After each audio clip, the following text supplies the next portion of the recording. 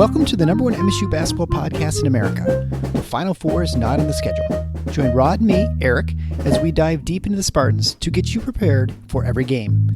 Subscribe today for in-depth recruiting updates and fantastic interviews with today's important college basketball personalities like Robbie Hummel. Thank you for having me. I have listened to your guys' podcast numerous times on drives throughout any Midwestern Big Ten city. So I am big fans of your guys' work. Jay Billis. And next time, hey, if anybody in Michigan wants a December tea time, call me. You wimps won't show up, but I'll be there. I'll be there and play in the cold. And Izzo will be in front of the fire with hot chocolate. Coaches Thomas Kelly. No problem. Glad to be back, man. Glad to be back. Mike Garland. You just can't sit there and trade twos with threes. You can't do it. You're going to lose. Coming down the stretch, you're going to lose. And more. You won't find better coverage of Spartan hoops than you will get here. For both the casual and hardcore fan, come along as we take you for a green and white ride. Hey everybody, it's Eric alongside Rod here, and we're finally, almost done with the preseason. Michigan State will host Hillsdale College on Wednesday for the first of its two exhibition season warm-ups. The second will be Sunday against Tennessee, which was previously a closed scrimmage, but has now been opened up to the public to raise funds for the Maui relief after the terrible fires this summer. But before we get into talking about Hillsdale, I think the one thing we missed, if you listened to our pregame show, you obviously noticed that we recorded that before the news from Jaxon Kohler having surgery on his foot. So why don't we just briefly talk about that and sort of what that means, I guess, moving forward, at least in the beginning part of the season. Yeah, obviously not ideal. You rather have everybody available, but it goes Right. without saying. But it's also not both because of who it was to and the nature of the injury. It's not anything that's, that should have anyone really up in arms. I think, for Jackson, obviously it's not a positive because when you're a young player, you want to get as many reps, and that's game reps, but also practice reps as you can. And especially when you're trying to build. And so he's not going to have that time. They seem to be targeting, before New Year. So some point in December. And I think that's a little bit vague right now. Depends on how he responds, et cetera. But that's the good news, is that he'll be back. Bad news is he isn't going to get these reps in November and December, which you'd rather have him have. So that's for Jackson. But in terms of MSU's team, the one thing that's impacted here, but I'm not sure it's all entirely a negative, is Izzo has been talking about Jackson playing backup 4 minutes. And it seems that that's real, or that was real. I have questions about that. My questions primarily are on the defensive end. I understand he's been shooting it extremely well, which is a downside. You don't have him to take advantage of that, maybe to give them a little something along the lines of what they have with Joey Hauser. Remains to be seen how effective he would be, but let's assume that that's a possibility. And the word I've gotten that he's been, and what Izzo said publicly, he's been shooting the ball well, is accurate. But my questions are on the defensive end. I still think Jackson's got some developing to do to adequately defend at the 5.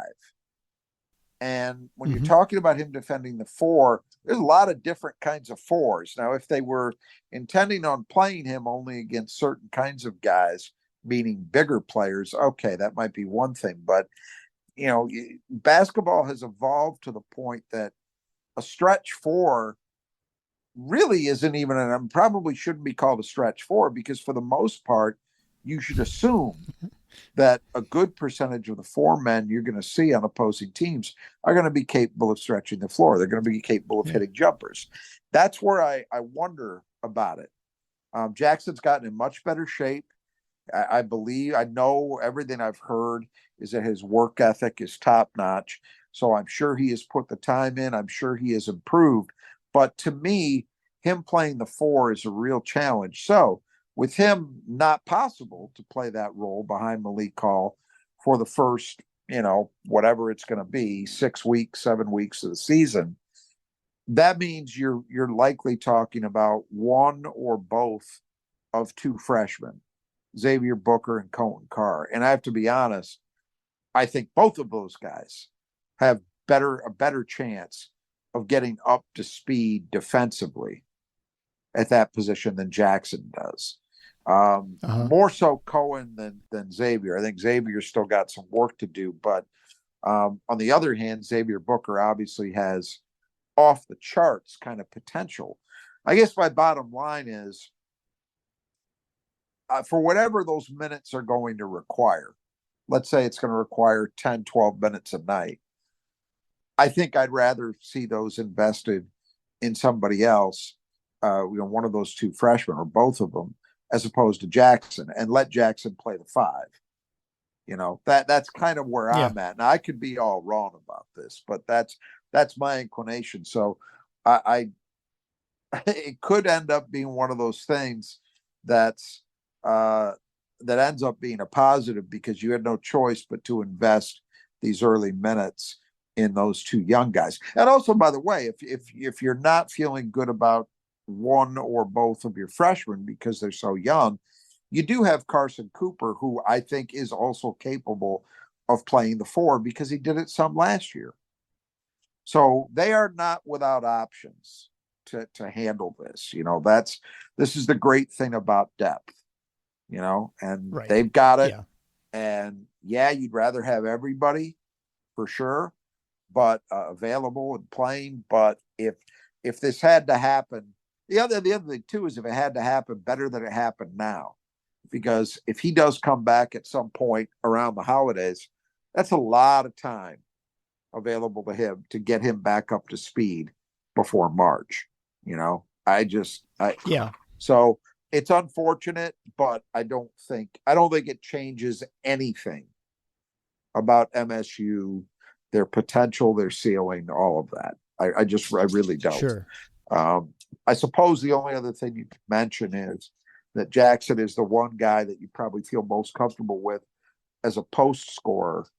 And so you're not going to have that. So if they're going to have post offense, they're going to have to generate it from other sources. But as I noted in our preview, I don't know that I believe Jackson's going to play enough where he by himself is going to elevate that part of MSU's offense substantially. Yeah, he's not going to be putting down 15 points a game. Yeah, he's not going to be a 30-minute-a-night guy. So I acknowledge and I agree with the fact that he gives you something there that nobody else on the roster does, and I would rather have that as an option if it's possible. But I don't think lacking it is going to be some huge sea change in MSU's offensive potential and capability. Yeah, there's definitely plenty of versatility in the 4 and 5 position. I mean, I guess you could say, well, now you only have 2 centers, but oftentimes you just have one and that back right. So having 3 was a huge luxury, and that's why you almost had to find other ways of getting players you thought were worthwhile to get minutes by moving Kohler to the 4. Yeah, similar to maybe Cooper. And then I guess the other thing is you could say, well, now if you're moving Carr to the 4 to play backup minutes like behind Booker, that now you leave some more room at the 3, but then you've got Norman who could probably spot up for a little while and could fill in there too, potentially. I guess I don't know if you think you need. There's an element there that's probably worth spending a second on too, and that's Michigan State. And Izzo's talked about this over the last few days. Michigan State's focus this whole offseason with Cohen Carr has been getting him ready to play on the wing. Yeah, and so Izzo feels like he said he's a smart kid. He picks things up. So they are now giving him some stuff at the 4. I think that probably would have happened anyway, but I guess from my perspective, if you've got to play him at the 4, let's not pretend that you're not losing something potentially at the 3, because he gives you things that nobody else does. He gives you size at that position that nobody else does. His athleticism. So playing the 3 or the 4, where it really matters is your role on the break. If you think about MSU's transition offense, typically the 4-man is a trail man, where your wings are the guys running the lanes looking to finish at the rim or peel off for a 3, depending upon who it is. In Cohen's case, I think it would be finishing at the rim at this stage. No question, yeah. So if he's at the 4 rather than the 3, he's playing a different role. in MSU's transition offense, and you're maybe not getting as much out of him as you'd like to. But I don't think it's a huge deal. Yeah. Well, and this, I think, ultimately is going to be probably helpful in the future, as long as there aren't more injuries that mount up, that start stacking up, and then you start having more holes that you're trying to fill. But it just allows more opportunity for people to get experience. It is tough for Jaxon, because if you look at Jaden Akins, I think is a good example from last season. I think Jackson's like a month behind as far as when he had a surgery compared to Jaden. Yeah. I think Jaden's was in August, and so his is going to be, well, even October. And Jaden, we both don't feel like he really got up to speed until February, maybe even when he was like totally himself, maybe even March. And so it might be tough for Jaxon. Now it's a different kind of game that he plays, and so maybe you don't need as much to get back. That's what I was going to say. It's a different thing. I mean, I hear you, and that could be. Look, it could. We might be sitting here in February and saying, "Boy, we hope there's enough time for Jaxon to really find himself," but there are different demands there. I don't think it's going to be the same thing with Jaden Akins. You're asking him to do a lot of things, and it's a little simpler equation for Jaxon, in my opinion. Sure. Well, and I think that maybe the one thing you could say is it might be even more difficult for him to try and play the four, come back and play the four. That's definitely true. Right. That's definitely true. Yeah. Yeah. Well, let's get into the meat of the show here. Before we begin, I just want to remind everyone that if you want to support the show, we have lots of supporters on Patreon or through Substack. You're more than welcome to give a recurring gift to us, which is greatly appreciated. You can find that information and ways of doing that, or a one-time gift via PayPal or Venmo at thefinalfours and ontheschedule.com/support, or if you're lazy, tffinots.com/support. You can also find ways to get our logo t-shirts and hoodies. They're super comfortable. They're through Nudge Printing. You can find that also at thefinalfours.com/merchandise. Before we begin, I just want to also mention that we are having the contest. We've had a couple entries already. So if you wanted the Beat Rod contest and predicting the Big Ten final standings 1 through 14, you can email me at eric@tffinots.com. Your standings for the finals in Big Ten, 1 through 14. The tiebreaker is how many points Michigan State scores against Michigan this season. And they're playing them twice. Obviously, just leave your name, just email, and then we'll get you in there. Winner gets Nudge Printing gear at the end of the season. And as we're going to use as far as tiebreakers for the final standings, what they use for the Big Ten tournament seeding, because it's just easier that way. So you've had a chance to listen to all the previews. If you haven't, go back and listen to them. And you can get Rod's take on that, and then you can enter in your own. So Michigan State will, as I mentioned before, going to open against Hillsdale College on Wednesday. The Chargers are D2 school, actually pretty good. They actually focus quite a bit on athletics for as small schools they are. They play in the Great Midwest Athletic Conference.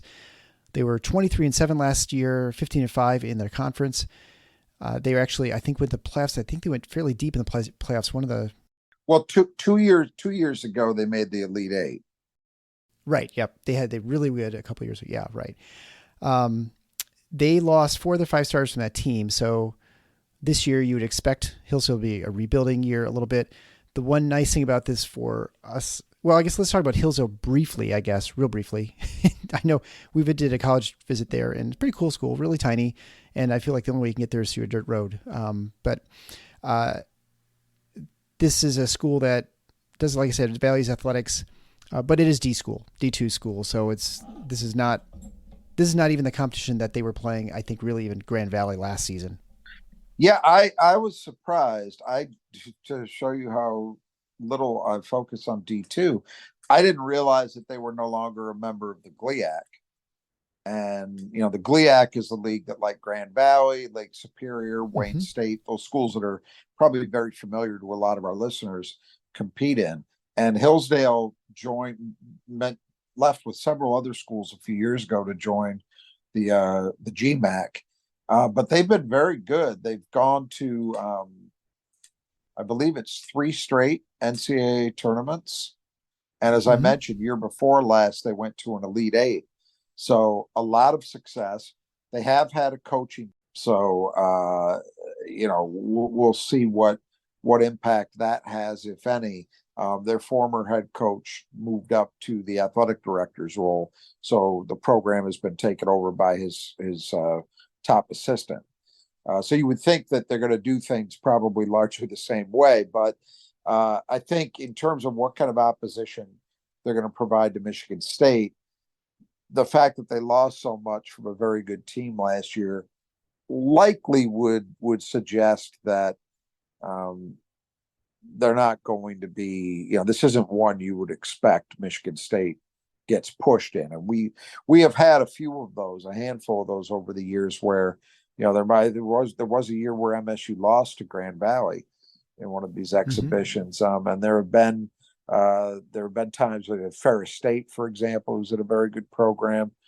There have been years where you've had a test from one of these schools where you say, well, this is probably akin to, certain kinds of mid-major games, where you expect to win, but you think you get pushed. I'm not sure this one lines up that way, given the totality of it. Yeah, I think if that happens, we'll have some serious concerns about the team. I would be concerned. It would just be extremely disappointing. Sure. As we're going to talk about, one of the things you want to do is you want to get everything off to the right start. So you want to play a game where you come away from it feeling good about the things that you were able to do. Yeah, there aren't too many breaks for Michigan State I guess they have a couple great breaks before they start the meat of the season in the non-conference soon afterwards with the Champions Classic against Duke. So before we begin with going down the roster, just want to mention the Brothers Just Do Gutters. If you're a frequent listener to the show, you know that the Brothers Just Do Gutters just do gutters. They do fantastic work. If you need your gutters replaced, repaired, you need some, just cleaned out, or you need those leaf guards put on, because if you're like me, you've got leaves all over the place. And so it is nice this year. I have not had to clean leaves out of the gutter, which is something I despise, that and getting on ladders. So those two things make it wonderful that they took care of all that for me. You can get 10% off if you contact either Greg on the east side of the state, the Detroit metro area, or Kurt on the west side of the state in the Grand Rapids, Holland, Saugatuck area. They will take care of things. They do it very quickly, well priced, and they can take care of not only just your home, but also your business if you've got some problems. My wife's office needed a huge, 30-foot long section of gutter replaced, and no one would do it. And they came out right away and did it with a day or two. It was pretty amazing. They did a great job. So you contact the Brothers that Just Do Gutters. And so for Michigan State, there's only one returning starter, so we're going to assume that Joe Reuter, I think that's how you pronounce his name, is the guy that Michigan State needs to keep in the gutter and to not let him go off against them. Yeah, he's their one returning starter. In fact, the only their sixth man was also a senior and left. So he's really the big gun who's back. At 6'5" wing, he's a junior from out of Wisconsin. A very productive player, 12.5 points a game, shot the ball reasonably well. So he would be the guy who comes in with the most production under his belt. And so then moving on to other play, he was also second team all conference last season as well. Yep. And so then the starters are just like I imagine. Well, lots of teams. The guys who are the reserves are now going to move into the starting. Well, roles. we assume we should. Yeah, I guess we don't. There's three other guys who were in their, you could say were in their rotation who were back. So then after that, you're talking about guys who weren't in their rotation and are back, or freshmen. And sorry, I can't really tell you who those guys are going to be, who's likely to start, but at least we know who were the players that were in their playing group a season ago. Right. We don't have any Ken Palm statistics on D2 schools, right? Yeah. So we can start just like Charles Woodhams. He's a 6'3" junior guard. He averaged 6.4 points a game on 56, 50, and 78 shooting. Eric Radizovich, 6'9" junior, averaged 5.8 points a game on 52, 39, and 86 shooting. And Ashton Janowski, who's 6'2" sophomore, averaging a little over 2 points a game on 43, 39, and 33. In limited volume as a freshman. But I think, those three numbers all tell you that this is a pretty good shooting team, at least from what we can see. So that will provide, and there are plenty of times you play small teams, and if they can shoot well, you can stay in a game, right? If you start hitting the threes. That's right. That's always, look, anytime you're talking about mismatches on paper, it comes down oftentimes for the lesser team to stay in the game via effective 3-point shooting. That's usually the great equalizer. And so you're right. These guys, at least statistically, show the potential to be dangerous from out there. So Michigan State's perimeter defense is going to need to be engaged in this one. If Yeah, we want it'll be to, a good challenge. yeah, if you want to Right. have the kind of performance that that you would like to have in a game like this, they're going to need to be locked in. And this is the kind of game that you hope that Michigan State plays the first round of the NCAA tournament, where you play a very small team, a 16 seed or 15 seed. I mean, that's the dream, right? A 1 or 2 seed going into next year. Right. So a team, hopefully you should be able to handle that plays a Yeah, strange like way, a because we team saw like a- Purdue like a unable team to do like that. Taylor Dickinson, that's what I was going to say. Yeah. Yeah, exactly. So let's talk about the key to the game. Brought to you by Nudge Printing. Nudge Printing does fantastic work. If you need Spartan gear, that is the absolute first place you should turn to. I have a number of their shirts, the logo shirts from our show, but also some others. Super soft and comfortable, very wearable, washable. They're all screen printed, so they're super high quality. You can't go wrong with Nudge Printing. NudgePrinting.com. They have all kinds of really cool older logos, like the Gruff Sparty for basketball, football. So if you want a unique shirt and not wear the same one everyone else is wearing, Nudge Printing is a great place to go too. And so I can't recommend enough. Gabe and Brittany, former Spartan alumni, they do fantastic work, all made in Michigan. So they will take care of you. You get 20% off your order if you type in Final Four as one word in checkout with your order. And again, that's at nudgeprinting.com. So that first key to the game, health, which is kind of the obvious one with this sort of an exhibition game. Yeah, you don't. The primary goal here is an obvious one, right? It's come out of this game fully healthy. You don't want to see anybody get hurt. And, they're already down one guy now. That's okay, because you still got, what have you got? 6, 7, 8, 9. You're still 10 deep. I'm sorry, 11 deep. 11, point, I was right? Yeah, we had 12. Derek Norman. But you don't. You want to keep everybody healthy. It's always the first goal of the. So the second key to the game is pace. And this is something we were talking about in the preview. And now that we've had the green and white scrimmage, which occurred Saturday before the Michigan game, what we have suspected is that Michigan State is going to be playing faster, playing different than they have in the last few seasons. So pace is obviously going to be something we can keep our eye on. Because I think, the one thing about the exhibition season, aside from the weird lineups you get all the time, you definitely will get a feel for sort of how the team is playing. Correct. Maybe differently than previous years, right? Yep. And look, I think it's a lock. MSU is going to apply man pressure, and with a little bit of a twist. So when they did this in 2005, it was straight man pressure, but really the sole intent was force the opponent to expend physical and mental energy. And, because it's harder to bring the ball up, even if you're not being trapped, it just takes a little more out of you if you've got a guy really getting up into you defensively, So there's that, and also going along with that to use to take away some of the shot clock, because you've got to expend that kind of time to get the ball into your offense, to get over half court. You've lost some time on the shot clock, and we're working now with a 30-second shot clock as opposed to what was a 35-second clock in 2005. One difference, though, is at least a little bit of the time, say a quarter to a third of the time, from what I've gathered, MSU is actually, in addition to that ball pressure, they are playing passing lanes a little more aggressively. Now, that's still not trapping, but that's again a little bit of a twist. That's the kind of thing that potentially could force more opponent mistakes. Of course, it could also leave you more vulnerable if you're getting beat backdoor, for example. I would think that part of it I'm a little more dubious about in terms of how much we'll actually see it. But reports from the green and white game were that about a quarter to a third of the time, the guys off ball were being much more aggressive in playing the passing lanes than we're used to seeing. So all of that, in addition to all of the same defensive elements that can bring to the table, as we mentioned, taking a toll on the opponent physically and mentally, reducing the amount of shot clock they've got left within which to operate their offense. I think it also should help to speed the overall pace of the game up, which is a positive for Michigan State because you want this team to get in transition.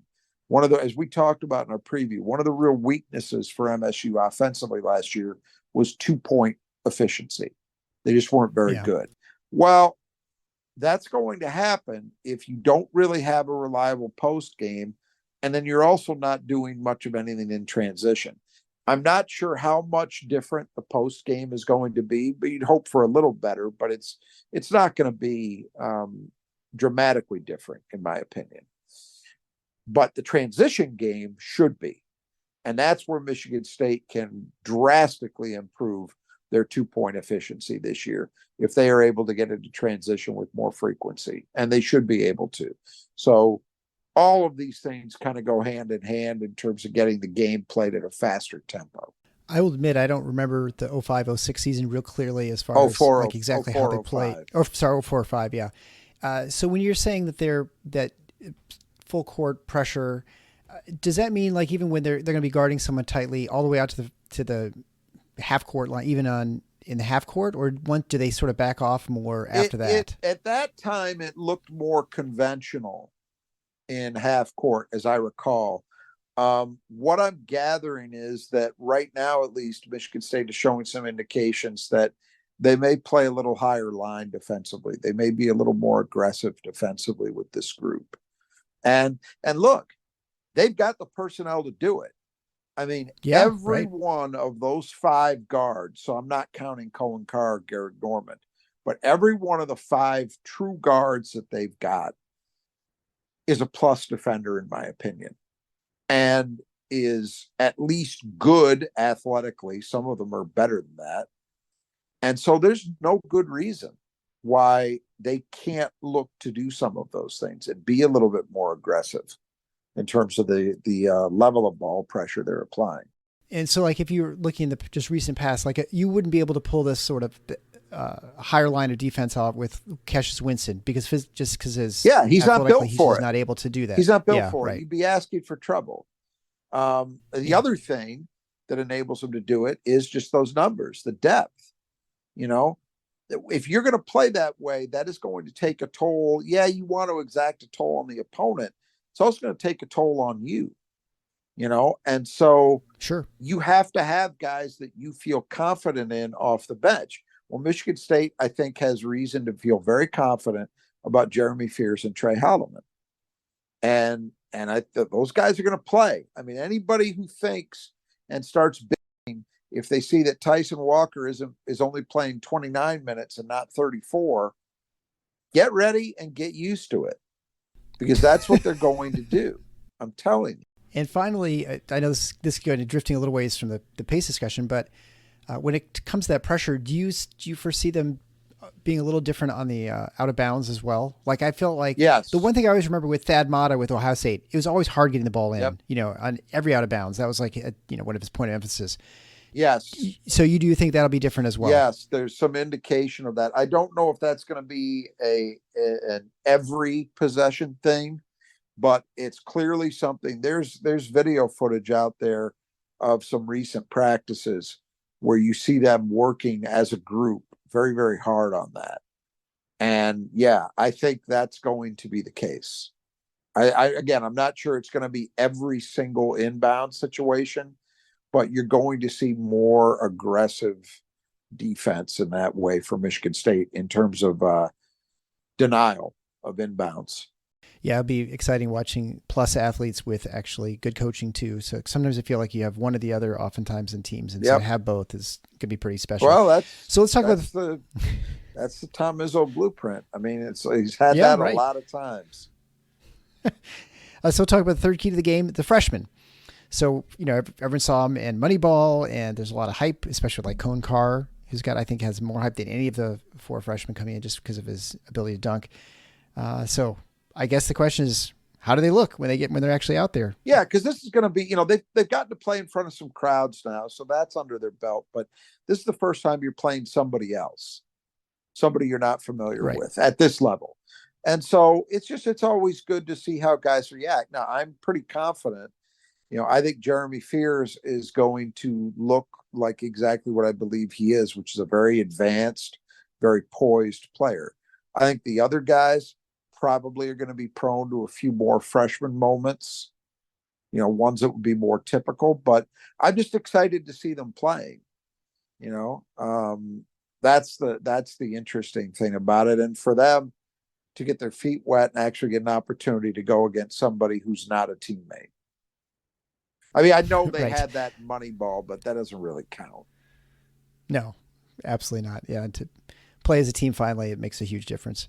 So 4th key to the game, offensive rebounding, the big bugaboo for Michigan State, especially last season, but even the last few years, rebounding has been somewhat of a challenge for the team overall. Yeah. And Hillsdale has some size. They're not like, although I kind of talked about them being a small team shooting, they've got guys, 6'7", 6'10". So they have, I don't know how good they are bruising you and stuff, but they can at least, they're not super tiny. Well, one of their guys who is coming back from their rotation is 6'9", 240. So that's Big Ten size, at least. They have 5 guys who are in the 6'7" to 6'10" range. So they're not a huge team, but there's some size. I'm not sure what to expect out of them in terms of their overall rebounding profile, but it really doesn't matter. If they were a very good rebounding team, not so good. The bottom line for me is I want to see Michigan State getting back to being Michigan State. And that happens. One of the ways that needs to happen is team offensive rebounding. So I want to see guys like Jaden Akins, Cohen Carr, Xavier Booker, both of the 5 men, Cooper and Sissoko, Malik Hall. I want to see all those guys showing up on the offensive glass, being a presence. It's something that Michigan State really needs to have in order to get back to being the best version of what this program is historically. Yeah. Well, final key to the game, sharpness. So can Michigan State look like a focused team that's not making mistakes? And you'd hope with veterans in the starting positions that they would not be that sort of team. Yeah, it's just always, and not that I expect it to be a mistake-free game by any means, but what you want to see is a clean performance. So one without an excessive amount of turnovers, one where they're not suffering from a lot of blown assignments on defense. They're not giving up a ton of offensive rebounds, those kinds of things. If you avoid that and maybe you just don't have a great shooting day, okay, that could still be a clean game, but you don't want to see those kind of sloppy mistakes. And if we do see some of those, well, it's October still. So it wouldn't be a sign of the sky falling. But I do think it would be a very positive indicator if, as you said, an experienced team comes out and looks like an experienced team.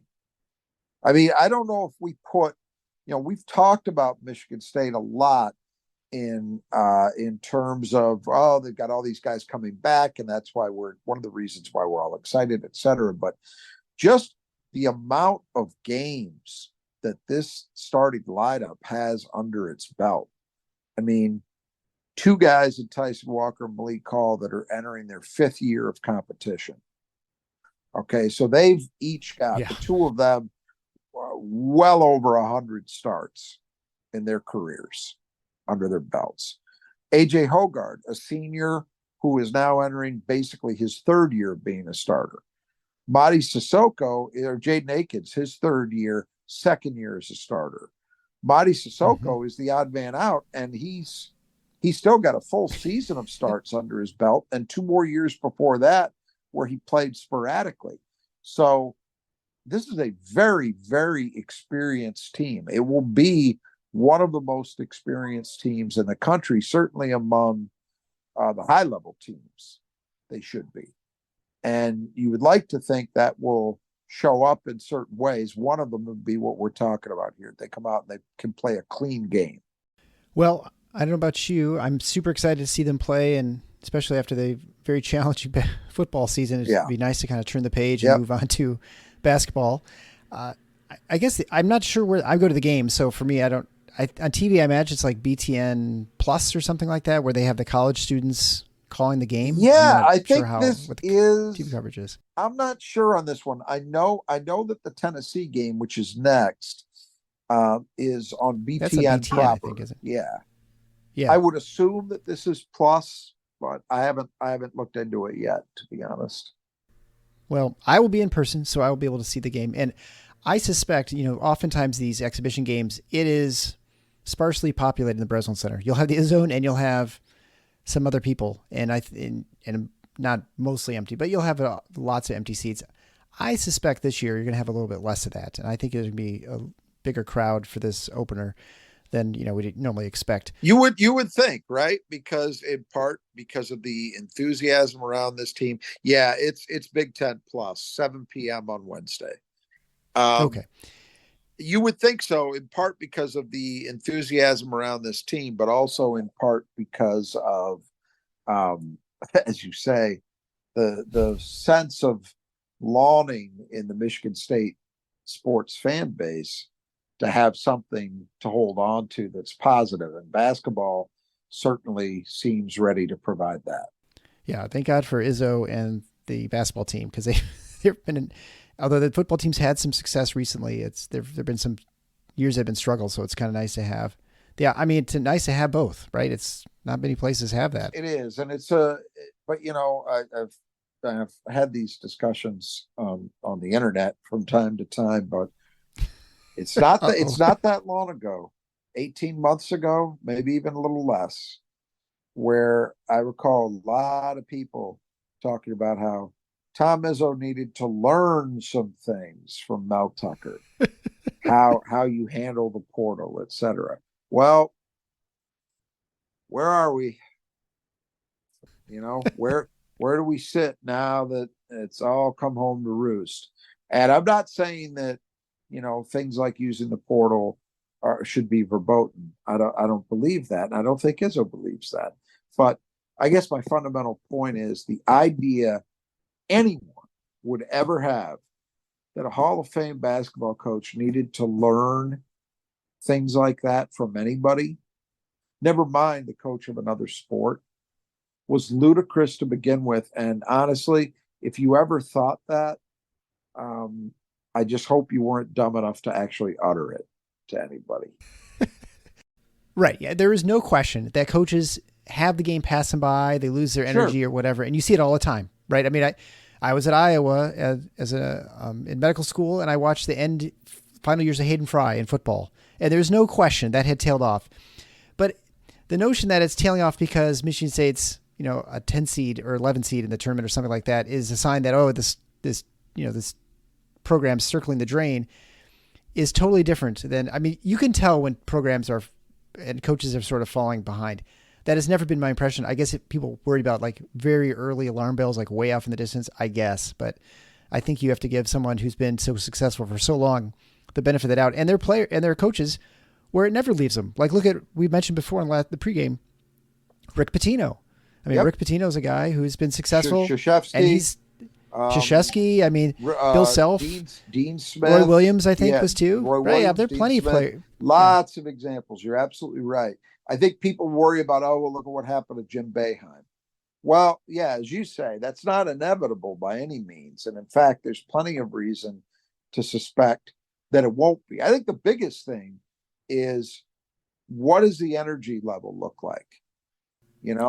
Does the guy still feel like he's fully engaged? And I see zero signs of slippage in that department from Tom Izzo.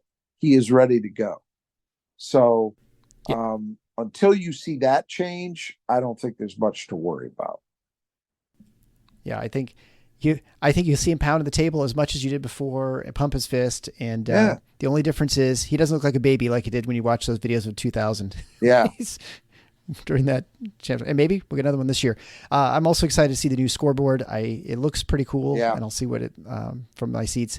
And as we mentioned before, hopefully get away from that heckler. I won't feel super confident until maybe the Butler game when we have a full, totally packed house. Then I know what kind of people I've got around me. But hopefully that dumb heckler is long gone and did not move with me. That would be so depressing to have another 4 or 5 years, that guy. So anyway, again, just remind you to reach out to Nudge Printing at nudgeprinting.com for your Spartan gear. The brothers at Just Your Gutters, you can find them at Brothers Gutters, or the information underneath in the podcast player or on the website. And then also you can join the Beat Rod contest, and you just go to Eric at tffinots.com and send me your picks, and we'll get those in and get you there. So those have to be in before the first Big Ten game, which is sometime we're around December 4th or 5th. I know the 5th is the first for Michigan State, but we got to get those in before the Big Ten teams start playing each other. And I guess until next time, the Final Four is on the schedule. Go Green.